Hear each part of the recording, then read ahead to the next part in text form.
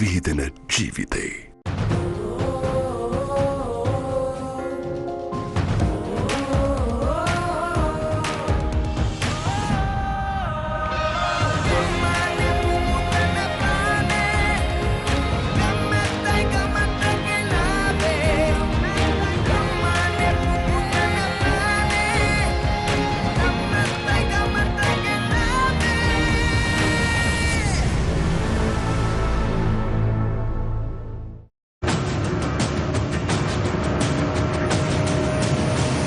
Newsfirst, Newsline with Faraz Shaukat Ali. Hello there, good evening and a very warm welcome to Newsline Live by Zoom. That's the first time we're doing that from the studio here, of course. And we must thank our guest, the former Deputy Governor at the Central Bank, very senior central banker, now retired, and none other than Dr. W.A. Wijewardena. Very good evening to you, Dr. Wijewardena, and thank you very much for being on the program. Very good evening, Faraz, and thank you very much for having me. It's absolutely a great pleasure. Now, I want to ask you, in the light of the economic sort of crisis that we are facing, can I ask you, what is the rationale when the interest rates are pushed up by the central bank? Sorry, do they have a, do they meet with the cabinet? Do they consult the ministry? Or is it something that is done by themselves along with the monetary board? Well, for us, the main reason for the increase in the interest rate is the surge in the inflation rate in Sri Lanka, which is about, say, 22% according to the official data. But according to the inflation trackers outside Sri Lanka, like Dr. Steve Hankey of the Johns Hopkins University, Sri Lanka's true inflation rate is now about 119% per annum as at the end of March. And when it comes to the getting the approval of the cabinet, the procedure is as follows for us in terms of the Monetary Law Act.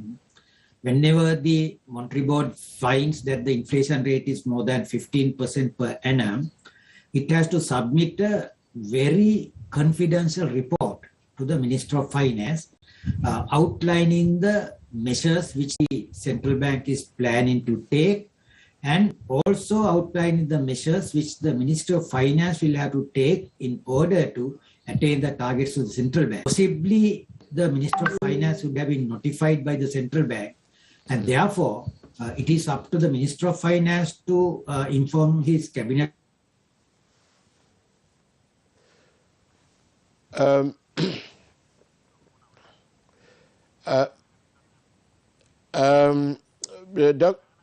Colleagues, but he.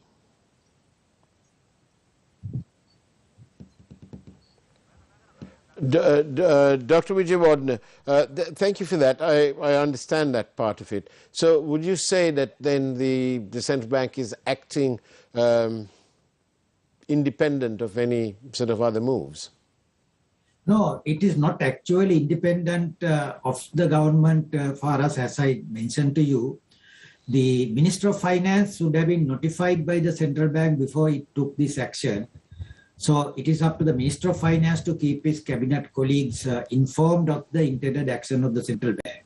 So it is in cooperation with the government that the central bank may have allowed the interest rates to increase in the country for us. Thank you. This, of course, is Newsline Live, but by Zoom. We're using Zoom technology. Dr. Wijewardena is in his office at home, and thanks to technology, we're doing this. So isn't that marvelous? Now then, Dr. Wijewardena, is it right to say that the government is the biggest borrower? Their loans are currently, I think, approximately 9,000 billion rupees. So when the interest rate goes up by, say, 10%, that's an additional 900 billion rupees. And surely it is the general public, the poor man, at the end of the day, the common man, the sovereign people of Sri Lanka who are getting hit. Isn't that right? Well, the actual borrowings of the government is far as has been approved by the Parliament when it approved the Appropriation Act. That depends on the total budget deficit, the overall budget deficit of the government, which comes to about 1.5 trillion Sri Lanka rupees for year 2023. It is not the entirety of the government borrowings that would be borrowed at this high interest rate. It is the marginal borrowings which the government would be doing in 2022 to fill the government budget gap, which would be at a high interest rate. So the number that you have quoted as 900 billion is an overestimate. It may be about say 150 billion additional payment which the government has to make when the government has to borrow at high interest rates. So it won't be 900 billion? No, it won't be, because it's the marginal borrowing which has already been approved by the Parliament when the Parliament approved of the Appropriation Act in December last year. And that comes to about 1,500 billion Sri Lanka rupees in this year. And that will be borrowed at a high interest rate. Practically, earlier the government had been borrowing for us at around 12%. But now the government is borrowing the same amount at 24%. So the additional 12 percentage points increase in the interest rates should be on the 1,500 billion, the additional amount which the government has to borrow in 2022 to fill the budget gap. And thank you very much for your questions by SMS, 0772 300 305. We're delighted to take them, and I know some of them have already come through. Now then, Dr. Wijewardena, the private sector debt is about 6,000 billion. And that's correct. And so if we have a 10% increase, that's another cost of about 600 billion. So exactly, eventually these will translate into higher prices and higher services and goods. How is the common man going to cope with all this? Isn't this bad news? Well, for us, the reason is that the Sri Lankans had been enjoying a jolly good time at low interest rates in the past. But as a result, they had to pay in terms of the high inflation rates now. As I mentioned to you, the official rate is about 22%, and the private trackers of interest rates, inflation rate in Sri Lanka have put the Sri Lanka's inflation rate around 119%. So the central bank now considers the inflation rate as the public enemy number one. So in order to beat that particular enemy, central bank has allowed the interest rates to go up. But once the inflation rate comes down to a tolerable level of say 6% per annum, the central bank would start unwinding the rising in the interest rates, and as a result, it may come down. But during this temporary period, which might be span over for about say 12 months, the entire economy will have to absorb this cost for us. Well, you say that the public Sri Lanka has been enjoying low interest rates, but that wouldn't be of any use to the masses who probably never borrowed from the mainstream banks. And they probably, when they have to borrow, go down to the Polimudalali or the sort of unregulated finance companies, so-called, in those areas, and those rates are so high. But when the prices go up and the salaries are still kept at the same level, and bearing in mind that 62% of our working population are daily waged, how is all of this going to impact on the common man? That really is my question. Being the people's channel, I think I need to ask you that. Well, I think you are correct when you say that the ordinary people will have to borrow from the unofficial lenders, where the interest rates is about say 10% per month, which comes to about 120% per annum. But what it means is that the Sri Lanka's economy is presently in a very bad shape, rupees continuously subject to depreciation, and we have lost all the foreign reserves in the central bank, and as a result, the central bank is no longer in a position to protect the exchange rate at the current level. So that is why the exchange rate is depreciating day after day, and there is a thriving black market. Now, what the central bank has done for us is to correct all these ailments. It has allowed the interest rates to go up, but this is a bitter medicine which all of us will have to take in order to cure the patient. So that is how it has been looked at by the central bank and also the mainstream economics today.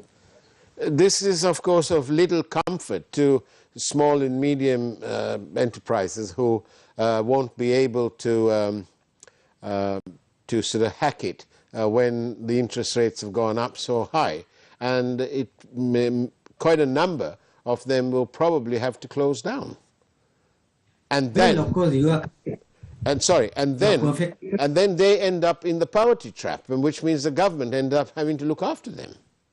Well, Faraz, you are perfectly correct, and because the what has actually happened in the past few years is that the low interest rate policy deliberately adopted by Governor Lakshman and also Governor Cabral had led Sri Lanka to the present economic catastrophe. And in order to get the funding from the International Monetary Fund, one of the prerequisites which they had insisted is that Sri Lanka will have to tighten monetary policy. And this is the tightening of the monetary policy which the bank has done in order to fulfill this precondition.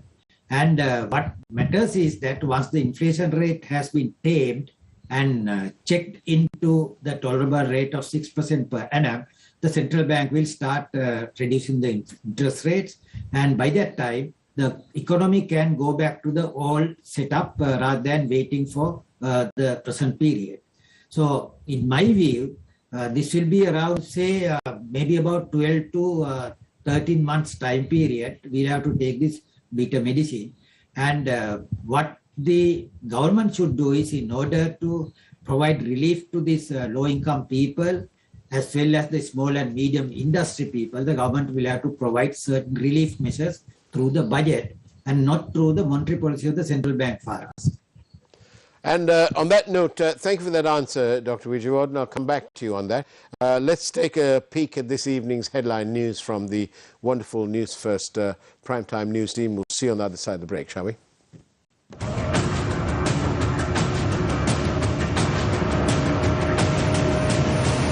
News First, Newsline with New Council proposed to decide appointment of Prime Minister and Cabinet. ඇමති මණ්ඩලයක් ප්‍රධාන වශයෙන්ම ඒ ජාතික සභාව කියන ආකාරයට තමයි කටයුතු කළ යුතු වෙන්නේ. Will the Prime Minister resign from his position? අපිත් අනුමත කරන්නේ. Tensions flare opposite temple trees.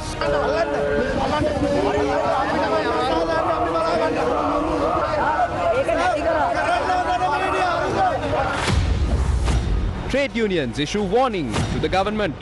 Gota හදනවා නමත් දාගෙන ඉන්න නෑ යන්න කියලා කියන්නේ තේරෙන්නේ නැත්තම් පොඩා යන්න go මේ ඔක්කොම කියනවා. New certification needed for imported goods. Pillians development projects.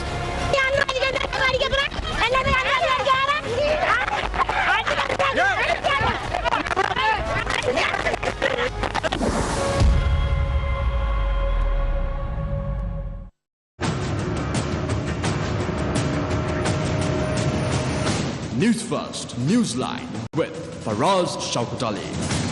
And welcome back to Newsline Live this evening using Zoom technology. My guest is the senior former Deputy Governor of the Central Bank, Dr. W.A. Wijewardena. Dr. W.A. Wijewardena, thank you once again for being on our program by Zoom. What is the possibility of a haircut being imposed on rupee debt in addition to the haircut being imposed on ISBs? Well, what would happen for us is when the government of Sri Lanka starts negotiating with the foreign lenders, both international sovereign bond holders and the bilateral and multilateral creditors of Sri Lanka, Government of Sri Lanka will ask them to give the government of Sri Lanka a haircut. Probably it may be 30%, 40%. We don't know what amount of haircut. Normally what happens is when the foreign lenders are asked by a debtor for a haircut, they will insist that the same treatment should be extended to the domestic borrowers as well.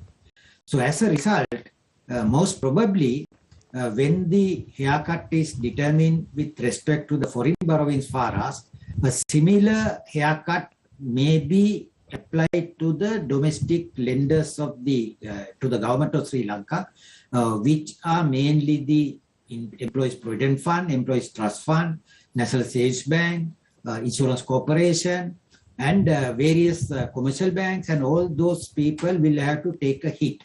That means there will be a severe loss to their asset portfolio if a similar haircut is imposed on the local lenders as well.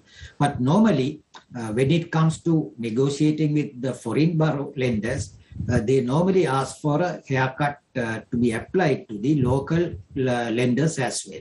So it's a possibility. But that's pretty serious. How will the banks, will it affect the capital adequacy ratio of the banks?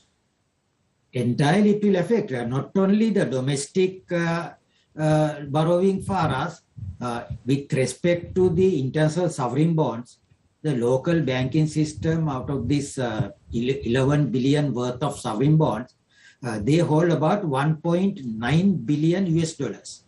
And if there is a 40% haircut is applied to the international sovereign bonds, most of the local banks, including the Bank of Ceylon, will be below the minimum capital requirement, because according to the present calculations for us, the Bank of Ceylon's capital adequacy will come down to about 10% if a 40% haircut is applied to the international sovereign bond holders. So this is a serious thing. But of course, we cannot help it for us, since we are in a serious debt problem, and we have to come out of the debt problem, and the government of Sri Lanka will have to ask for this haircut, and the government would try to get the maximum haircut possible. The lenders will try to give the minimum possible, and that is why they use the domestic borrowings also as a bargaining tactic, so that the government will have to agree on a tolerable level.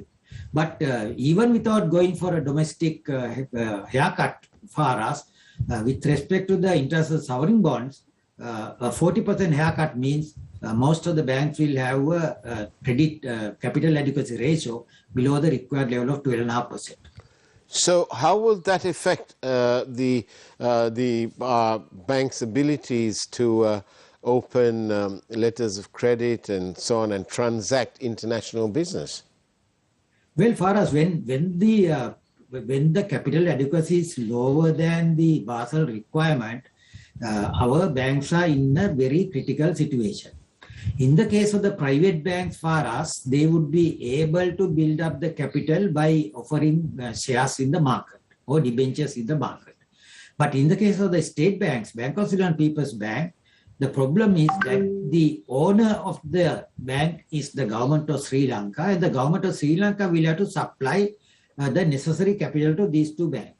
If the government doesn't have money to do that, government will have to allow the Bank of Sri Lanka People's Bank to raise capital by issuing longer-term debentures in the market and bring them up to the required level. Once it is brought to the required level for us, they will be able to stand very firm with respect to their transactions with the rest of the world. Otherwise, the lower capital adequacy in the banking sector in Sri Lanka means Sri Lanka's banks would be shunned by the correspondent banks outside Sri Lanka. So it's a serious problem for us. Let's see, today the governor of the central bank, your erstwhile colleague, of course, Dr. Nandalal Weerasinghe, says that a request will be made to all banks to provide essential foreign currency payments required for Sri Lankan students studying overseas and for foreign university payments. Now, over a period of 3 years, that amount is about $2.1 billion. it's something we can hardly afford. We can't afford to bring fertilizer in and so on. So how do we address this particular situation? Well, in fact, it's a very pathetic situation for us. We'll have to admit the fact that those Sri Lankan students who are studying abroad, they had been promised by the government of Sri Lanka in the past that they to be provided with the necessary foreign exchange in order to pay the tuition fees as well as for their monthly maintenance. Yeah. But if we don't send money from Sri Lanka for us, they would be actually driven from pillar to post. So as a result, it's a very pathetic situation. And now, of course, we don't have any relief on that count unless we have a best, very good university system in Sri Lanka, which would provide the same type of training, same type of education, which these students may be getting from outside Sri Lanka. So it's a longer term one, but we can't help it today. But over the longer term, isn't it better to invest $2 billion into private or semi-private universities so that not only will our students here not have to travel abroad, but we can then perhaps even recover that money, that investment, in terms of foreign students coming to Sri Lanka, and that will grow the economy in several other ways.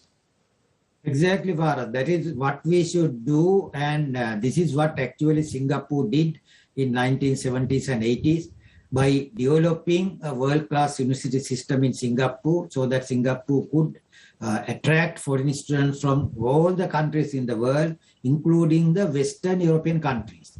What Singapore did for us was Singapore got its universities to affiliate themselves with the best universities in USA, like MIT, Harvard, Chicago, and University of California, Los Angeles, and so forth. So similarly, Sri Lanka should also, our university should also get affiliated to at least some of the best Indian institutes of technology so that we would be able to stop the outflow of students from Sri Lanka on one side and attract, as you say, students from the region to Sri Lanka on the other.